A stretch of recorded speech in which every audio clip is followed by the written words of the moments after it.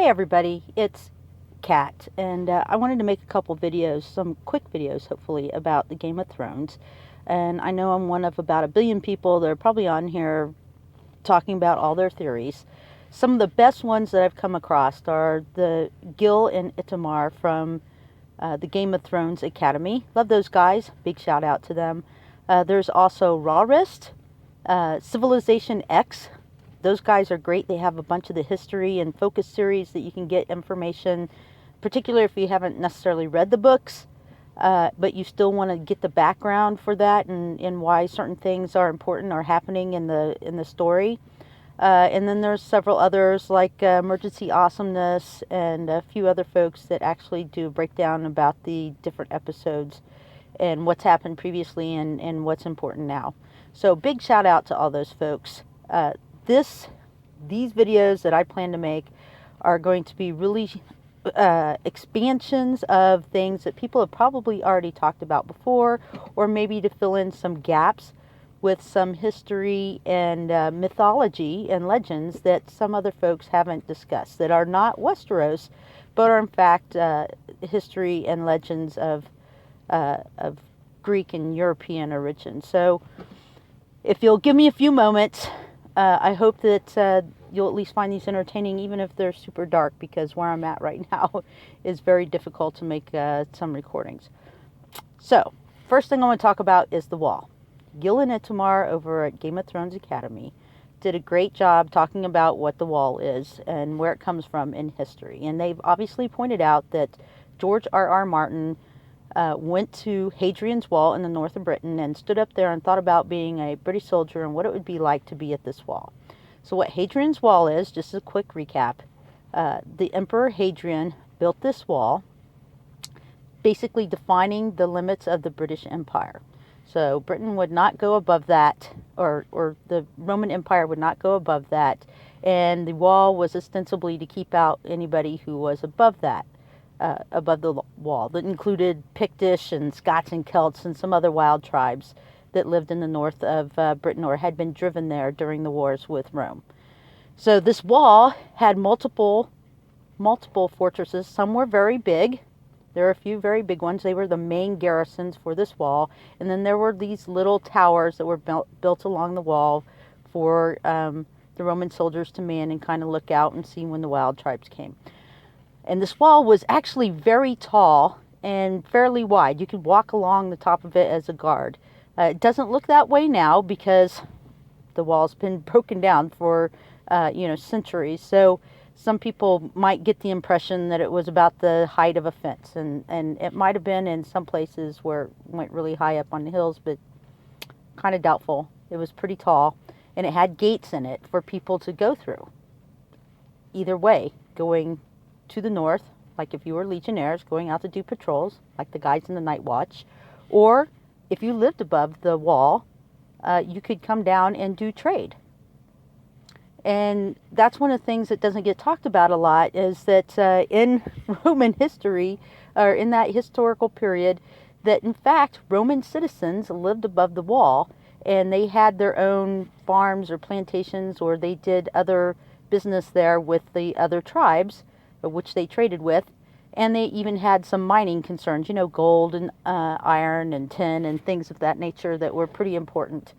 But because the wall was there, those who lived above had to provide their own protection, and when they needed to, they would come down to the wall, and they would, have their caravans or whatever would come through the gates. And of course, the soldiers on the wall not only traded with the Roman citizens who lived above it, but some of the less wild or tamer tribes or something of that nature that lived around the wall and built little villages in the north of the wall. So, of course, south of the wall, the same thing occurred. Just like the Gift in the Night's Watch, there was a strip of area below the wall which was inhabited by any number of villages and villagers, and often the wives, children, and or other folks related to the soldiers at the wall. And they would farm there and provide provisions because, provisions coming from Rome were really far away. And it took a very long time. And so if these guys didn't provide their own stuff, they would probably starve. And of course, this is one of the reasons why the wall broke down in the first place, but we'll get to that in a second. The other thing that is important that makes the Roman soldiers at the wall also very similar to the Night's Watch is that Roman legionnaires, when they joined the army, they were not allowed to get married for 25 years. So they would serve for 25 years and they were not allowed to marry. Now that didn't mean that they didn't cohabitate or have sex or father children. They did, it's just that they weren't legally married. And so without legal marriage, there was no shared property or money and no inheritance. And so this was sort of the thing about the rule of not getting married. Now, Roman legionnaires were also originally only Roman citizens, could actually serve in the direct Roman army. And anybody else who was a member of an allied nation or tribe, they would be serving in Roman auxiliaries. Eventually, as Rome declined, the auxiliaries actually became more regular members of the Roman army, and they would be given a certain time period of service, and then they would become Roman citizens. So at Hadrian's Wall, as Rome declined, the number of actual Roman citizen soldiers at the wall also declined, and this began to be taken over by auxiliaries. And one of the other things that's similar to the Night's Watch is that in the beginning, when you had to be a Roman citizen, it was considered an honorable type of service that the noble houses of Rome actually sent their sons, and not just their younger sons, it could be even their eldest sons, to go serve in the Roman legions. And this was also a way to move up politically. So, similar to Night's Watch, it used to be like an honorable service, but eventually, it was just cheaper to get the auxiliaries because they would serve, in order to become Roman citizens, so they would get the benefits of Roman citizenry, like, less taxes and being able to own property and all that good stuff. And it worked out really well for Rome because, let's face it, 25 years is a really long time. And the likelihood that you're a Roman soldier for 25 years and you survive that entire 25 years goes down incrementally and maybe drastically with the wars of Rome. And so the number of people they actually had to give Roman citizenship to was pretty freaking limited. So, it was cost effective for Rome. So here we are at Hadrian's Wall.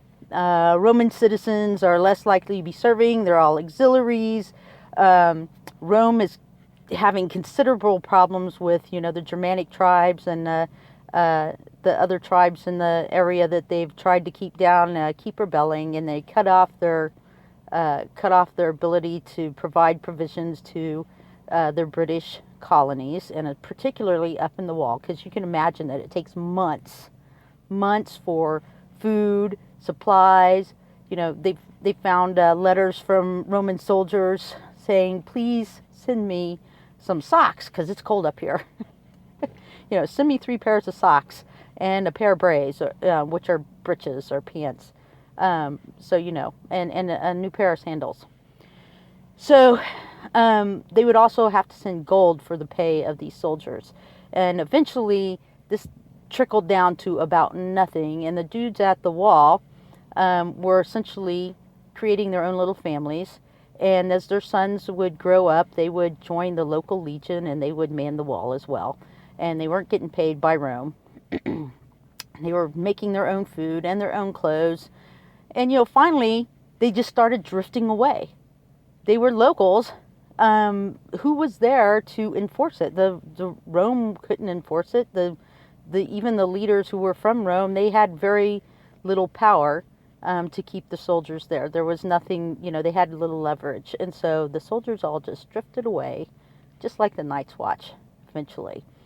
Now, the one thing about the wall in this history, Roman history, that is not similar to the Night's Watch wall yet, is that the wall, Hadrian's Wall, now is it's broken down, it's very limited. You can only see like the base part of it, and that's why, sometimes people's imagination about how tall it really was isn't really legitimate. But as the soldiers drifted away, this wall, Hadrian's Wall, was broken down by people locally just coming over and taking the rocks from the wall because they wanted to build their own dwellings and their own walls around their little enclosures. And so that's what happened to the Hadrian's Wall. It didn't collapse from war. It wasn't broken by magic. It just slowly disappeared. So what's the potential for the wall in the Game of Thrones?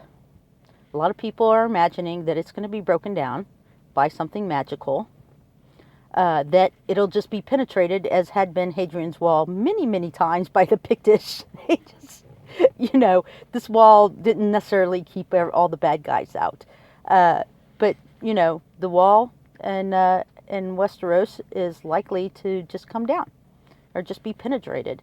Or maybe these dudes walk away and the forever winter doesn't come and, global warming causes the wall just to freaking melt. So there's our potentials based on what happened to the Roman wall. We could say that maybe it'll just slowly dissipate because nobody's there to maintain it, right? Because the Night's Watch had a bunch of builders and other folks whose job it was to maintain, just like at Hadrian's Wall, and nobody's there. They're slowly going away. There's nobody there to maintain the wall. So there's a possibility the wall just slowly, disappears. I think everybody's looking for the walls to fall like Jericho when some dude blows a horn or something else magically. So I guess we'll find out what that will do. But there's a little more of Roman history and the wall. Stay tuned next time because we're going to talk next about Norse mythology, the wall, and the land of always winter.